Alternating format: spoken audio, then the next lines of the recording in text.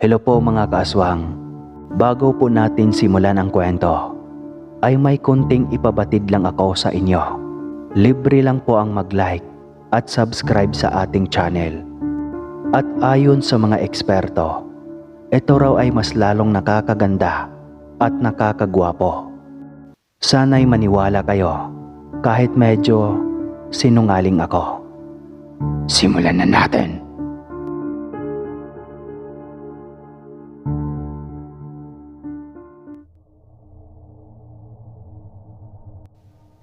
Mapagpalang araw, Sir Casper. Itago mo na lang ako sa pangalang Charles. Nasa 50 anyos na. Ako po ay tubong probinsya ng Cebu. Medyo hindi pa ito gaanong urban ang aming lugar.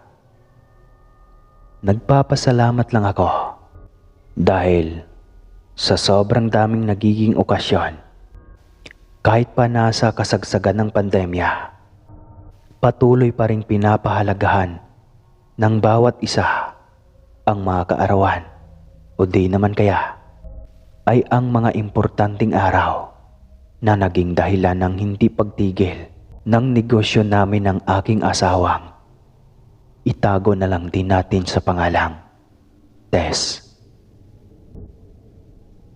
Ang kwentong ibabahagi ko pala sa iyo ay nangyari ito taong 2001, kung kailan baguhan pa lang ako sa ganitong negosyo. Napili namin ang pag-aalaga ng baboy para katayin o di naman kaya ay ilitsyon. Para kasi sa amin, ito lang ang negosyo na aming matutukan ng mabuti dahil nasa likod bahay lang naman ang aming piggery. At ang aking mga kapatid lang din naman ang aming mga trabahador. Kaya hindi na namin kailangan pang mangamba sa maaaring kuhain na aming pagkakatiwalaan. Sobrang daming kaganapan sa bawat araw. Mga taga-ibang lugar pa ang mga dumadayo sa amin para bumili o di kaya magpaluto. Patuloy lamang ang pagpasok ng biyaya sa aming pamilya, lalo na nang malaman naming buntis na ang aking asawa na 2 buwan na pala. Alagang-alaga namin ito at hindi na hinahayaang kumikilos pa. Kahit naman kasi hindi sensitibo ang pagbubuntis nito, ay siya kasi ang nagdadala ng kauna-unahang apo at pamangkin sa aming angkan na isang malaking karangalan para sa isang lalaking tulad ko na ambisyon ko naman talaga. Aba kuya, sunod-sunod ang biyaya. Nasa iyo na ang trono. Baka pwede na rin kami mag-asawa ni Chris. Sabi sa akin ni Charwin na aking kapatid. Hanggat hindi pa nagpe-first birthday ang panganay ko, walang mag-aasawa sa inyo. Walang mangangalaga sa mga baboy at sa negosyo natin mismo. Haha. Sagot ko naman kay Charwin. Garap mo naman kuya, pero sige. Sabi naman ng bunso kong kapatid na si Chris. Habang napasarap ang pag-uusap naming magkakapatid, may dumaan sa aming harapan na isang lumang sasakyan na nagdadala ng maraming gamit na tila naglilipat ito. Sa harapan kasi namin, may bagong gawa na bahay. Mukhang may bago tayong kapitbahay wika ni Charwin. Kaya nga bakit parang masyado namang makaluma? Galing sigurong probinsya ang mga yan. Sagot ko naman. Siguro nga, malalaman natin yan kapag bumaba na sila sa sasakyan. Sabi naman ng bunso kong kapatid na si Chris. Inantay namin lumabas ang mga nakasakay sa sasakyan. Pagsilay namin, hindi na kami nagtaka na base sa mga kasautan nito ay galing nga silang probinsya. May mga balabal din ito na nakasabit pa sa kanilang mga liig. Gusto pa nga namin silang lapitan ngunit nang mapatingin ito sa amin, napakatatalim ng titig na para kang binabalatan ng buhay. Naisip na lang namin na baka naninibago lang ang mga ito dahil galing sila sa probinsya. Ang pamilyang iyon ay nag-iisa lamang ang batang lalaki, 2 dalaga at ang kanilang ama at ina. Hanggang sa ilang araw na silang nandon, lahat sila mailap sa tao at parang hindi ka talaga papansinin kapag kinausap mo. Pero hindi naman sila pangit. Sa katunayan nga, sobrang gaganda at gwapo nila. Grabe kasi ang kakinisan ng kanilang mga balat na halatang hindi naaarawan. Gayon din ang kanilang mga mahabang buhok ng babae na parang napakasagana sa pagiging maaliwalas. Dahilan iyon para manlaki na naman ang mga mata ng aking mga kapatid. Sa tinagal-tagal kasi namin sa aming lugar, noon lang kasi kami nakakita ng normal na ganda. At dahil nabighani ang mga loko, naisip nilang imbitahan ang pamilya na yon sa aming gagawing selebrasyon dahil sa pagbubuntis ni Tess. Kaya kinapala ng dalawa ang kanilang mga mukha para magtanong. Hindi na ako sumama at inantay na lamang silang magbalita sa mapag-usapan nila. Bumalik ang dalawa na nakangiti. Nung una, parang ayaw pa daw pumayag ng pamilya na yon. Pero nung sinabi nilang isiselebra ang pagbubuntis ng aking asawa, bigla daw ngumiti ang bawat isa sa kanila at agad na tumango. At nagwika pa daw ang padre di pamilya nito nang, "Mukhang mapapalapit kami sa pamilya niyo ah." Siyempre, kami naman nun, hindi na naming binigyan ng malalim na kahulugan dahil wala naman sa isip namin ang tunay nilang pagkatao sa mga oras na iyon. At ang tingin lang namin ay bagong kaibigan o kapitbahay. Sumapit ang araw ng selebrasyon. Masaya kaming lahat noon. Siyempre, ang ganda namin ay lechon at iba't ibang uri ng lutong baboy. Mga bandang hapon dumating ang kapitbahay namin na yon. At ang mga kapatid ko nandoon sa pwesto ng pamilya na iyon kasi pinupurmahan nila ang 2 dalaga. Nagulat naman ako nang kinalabit ako ng padre de pamilya na nakilala ko sa pangalang Dane. "Sa inyo ba yung babuyan sa likod?" tanong nito sa akin. Opo, bakit po?" Wika ko naman. "Nako iho, nakakahiya. Pero baka kulang kayo sa tao. Kuhanin mo naman ako. Katulong ang aking bunsong anak." Sige po, walang problema. Dumadami na po kasi ang mga baboy at hindi rin sapat na kami lang 3 ng aking mga kapatid. Magkapit-bahay lang naman tayo eh, kaya siguro kahit anong oras, pwede ka naman matawag, lalo sa pagkatay sa madaling araw. Oo naman. Bago lang kasi ako sa ganitong lugar, dito sa Cebu. Sa Antique kasi kami galing at wala pa akong trabaho. Mabuti na lamang at may kapitbahay kaming masusolusyonan ang aming gutom. Ngumiti na lamang ako noon at pinakain na sila. Masaya naman ako na mayroon na kaming bagong makakasama sa babuyan.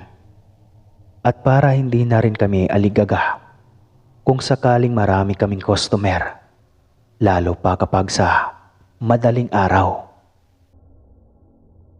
Kinabukasan din ng araw na iyon, nagsimula na sa trabaho si Mang Dane kasama ang kanyang bunsong si Leo, gaya ng kanyang pangako. Madalas silang nasa amin at nakatuon lamang sa atensyon ng mga baboy. Mabilis lumipas ang mga araw.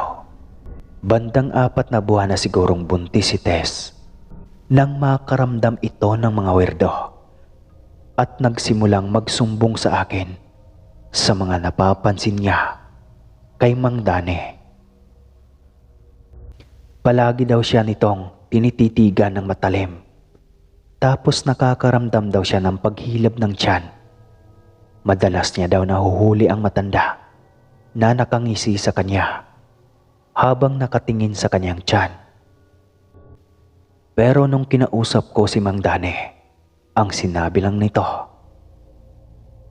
"Pasensya na. Huwag niyo sana akong pag-isipan ng masama. Naalala ko lang kasi, nung buntis pa ang asawa ko, gusto ko pa sana magkaanak ngunit hindi na niya kaya pa." Wika ng lalaki. Naawa ako noon, kaya kinausap ko na lang din si Tess at humingi siya ng pasyensya sa matanda sa pag-iisip niya ng masama dito. Hanggang isang gabi, nakatanggap kami ng tawag mula sa aming barangay captain. Kaarawan kasi nito, kinabukasan, at ang gusto niya, fresh na baboy ang maihahanda. Dahilan para magplano kaming madaling araw magkatay.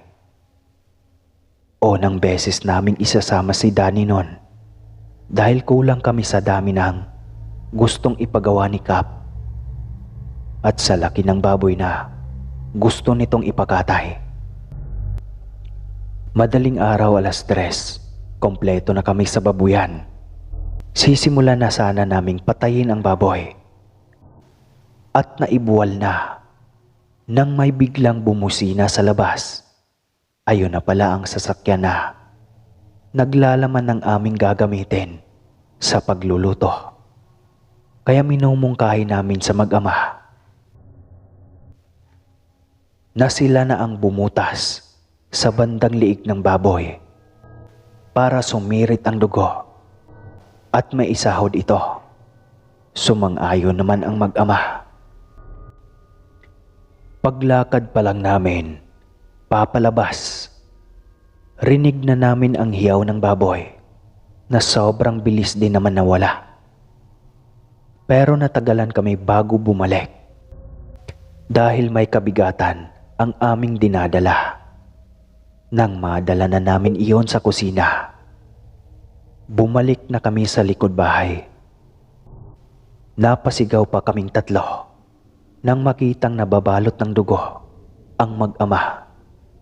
Sabi nila, bigla daw kasing sumirit ang dugo ng baboy at hindi na nila pang nagawa ang umilag.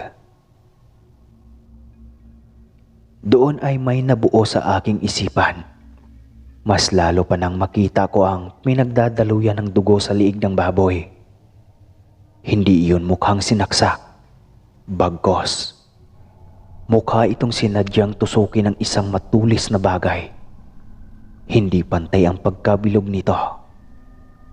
Lalo pa nang makita ko ang kutsilyo na ginagamit na wala man lang bahid ng dugo. Inatake ako ng kuryosidad, kaya naghanap ako ng bagay sa paligid na posibleng ginamit pang saksak. Pero wala akong ibang nakitang duguan bukod sa kanang kamay ni Mang Dane. Umaagos ang dugo sa kuko nito. Natatakot na ako noon, kaya binaling ko sa iba ang aking atensyon. Matagumpay naming natapos ang lahat ng gawain.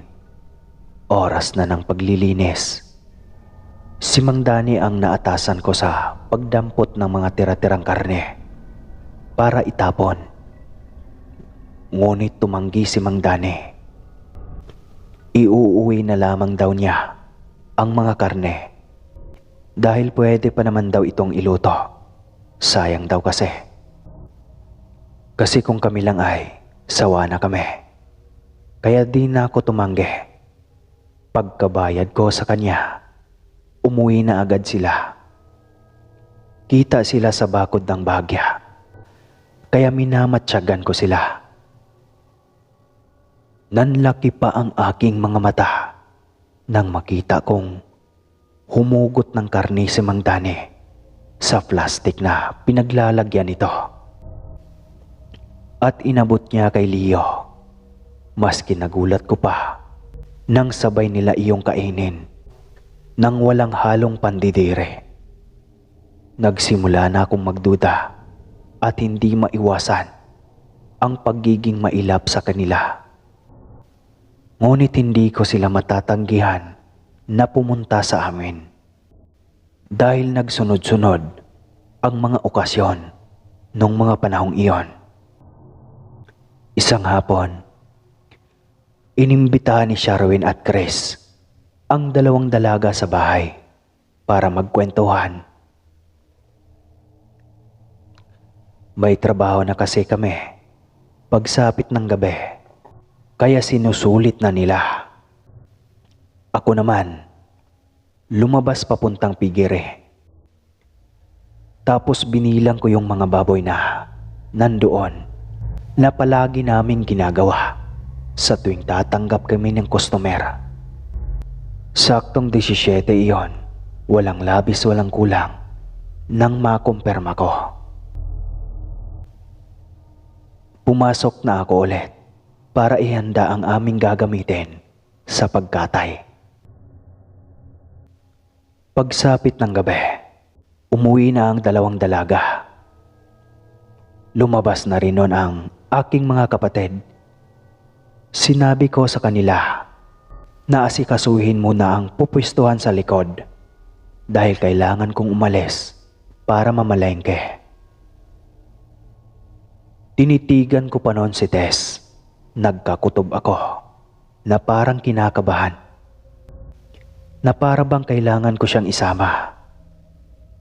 Ngunit nanaig ang aking ideya na gabi na at mahamog na sa labas.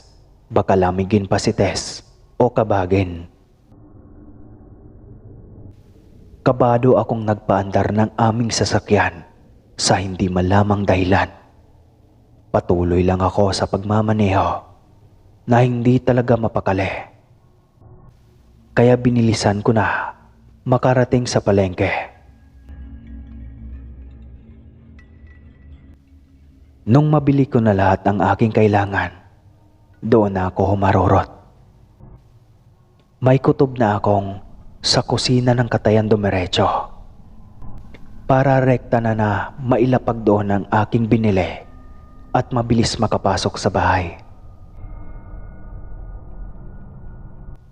Sabay pa kaming nagkagulatan ni Tess sa loob. Tapos nagtaka ako nung sinabi niyang, "Nasaan na yun? Bakit nawala?" "Ha? Ang alin?" "Nakawala ata yung baboy mo, Charles. May nakasilip kanina doon oh. Nakatitig pa nga sa akin ng masama. Nataboy mo ata. Habulin mo." Agad akong tumakbo sa likod. Alam ko naman kasi na nandoon si Mang Dani, pati ang aking mga kapatid. Ngunit mas kinagalit ko pa na wala sila doon, kahit isa sa kanila. Hindi ko muna sila kinompronta. Dumiretso ako sa babuyan para magbilang. Hindi nga nagkakamali si Tess dahil nakita kong nakabukas ang isang kulungan. Sinimulan kong magbilang. Nagtaka ako dahil ang huli kong pinuntahan ay ang bukas na nakulungan. Hindi siya kulang, pero sobra ito. Sobra ng 2. Tinititigan ko pa at umaagaw ng atensyon ko ang dalawang baboy na misteryoso. Nakatalikod sila sa akin at kitang-kita kong wala itong mga buntot. Akmang lalapitan ko na sana. Nang makarinig naman ako ng mga sigawan sa loob, naririnig kong sinasambit nila ang salitang halimaw. Narinig ko pang nag-iyakan yung mga baboy. Agad kong sinarado ang kulungan at natatarantang pumasok sa bahay. Pagkakita ko, nagkukumpulan sa gilid si Tess, pati ang dalawa kong kapatid. Habang nasa kanilang harapan, ang dalawang dambuhalang aso na sobrang itim at naglalaway habang titig na titig kay Tess.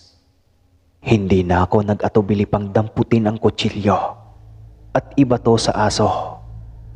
Isa lamang ang natamaan at bumaon iyon sa bandang tiyan. Doon na nagtakbuhan yung mga aso papalabas. Ano ba kayong dalawa? Di ba dapat nandoon kayo sa likod? Saan nanggaling yung mga aswang na yon? Bulyaw ko sa mga kapatid ko. Kuya, aswang pala yung pamilya ni Mang Dani. Kaya pala nung lumabas si ate sa kusina ng katayan, nilibang kami nung dalawa. Kasi nandun naman daw si Leo tsaka si Mang Dani. Mga tarantado. Inuunan niyo pa kasi ang kalandian ninyo kesa sa trabaho kapag may nangyaring masama sa anak namin. Kahit anino niyo, hindi ko nahahayaan pang masilayan ko. Nasabi ko ang mga kataga na yon dahil galit na galit ako noon sa kanila. Hindi ko na naisipan pang balikan ang babuyan. Mas pinili kong akayin si Tess para pakalmahin dahil umiiyak at nanginginig ito sa takot. Di rin nagtagal, nakatulog ito. Kinabukasan, dala ang aking itak. Lakas loob akong tumungo sa bahay nila Mang Dani. Ngunit huli na ang lahat dahil wala ng tao. Ang sabi ng mga nakakita, nagmamadali daw na umalis ang pamilya iyon kagabi sa hindi malamang dahilan. Bahagyang napanatag ako at nang masiguradong kahit bakas nila ay wala na, umuwi na ako noon at inasikaso muli si Tess. Hanggang lumipas ang ilang buwan, naisilang naman ang aming panganay na pinapangalanan naming Marites. Ngunit kahit ganoon, hindi ko pa rin makakalimutan ang aswang sa aming babuyan. At hanggang dito na lang po, Sir Casper. Salamat po sa mga tagapakinig mo. Muli po, Charles ng Cebu. Namamaos na ako. Alright.